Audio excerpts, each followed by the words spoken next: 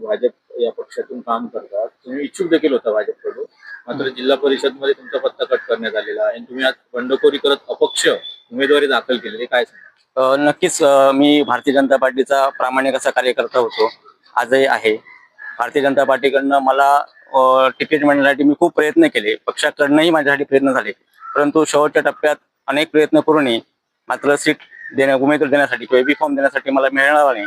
मी माझ्या गावातील ग्रामस्थांतील लोकांच्या अनेक प्रश्न मी अनेक वेळा मांडतो, अनेक विकास कामासंदर्भात बोलतो, अनेक लोकांची समस्या मिटवतो.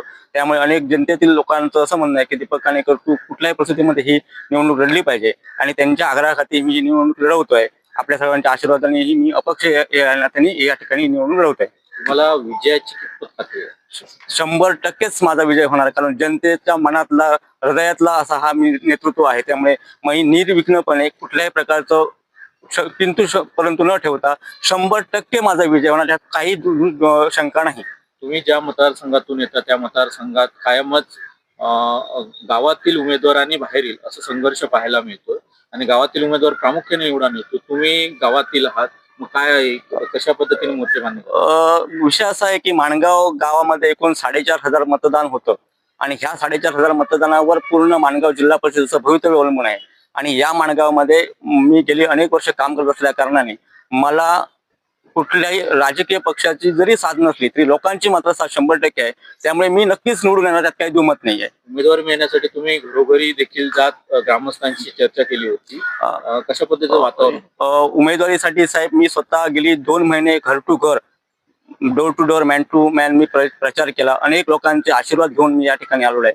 अनेक लोकांनी मला आशीर्वाद दिलेले आहेत आणि अतिशय चांगलं असं पोषक असं वातावरण या ठिकाणी मला नेहमी झालेलं आहे. आणि त्याच बळावर मी या ठिकाणी सकाळी माझ्या ऑफिसमध्ये बाहेर पण लोकांची अनेक गर्दी होती आणि त्याच बळावर मी या ठिकाणी निवडणुकीसाठी फॉर्म अर्ज दाखल केला आहे. उमेदवारी मिळाली नाही, पक्षाकडून नाराजी आहे का? नाराजी पक्षाने प्रयत्न केला माझ्यासाठी सर्वतोपरी, परंतु काही कारणास्तव नाही मिळाली.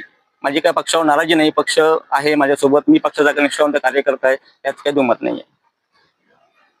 ओके. जिल्हा सरचिटणीस म्हणून तुम्ही काम करताय.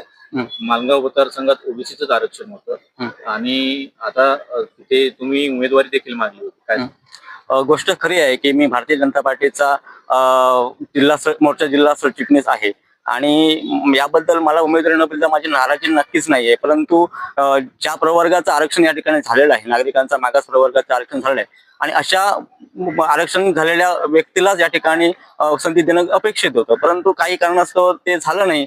परंतु माझी काय आता पक्षावर नाराजी नाही. मी माझ्या परीने जे काय आहे ते लोकांमध्ये जाऊन मी माझं पुढचं राजकीय भवितव्य ठरवेन.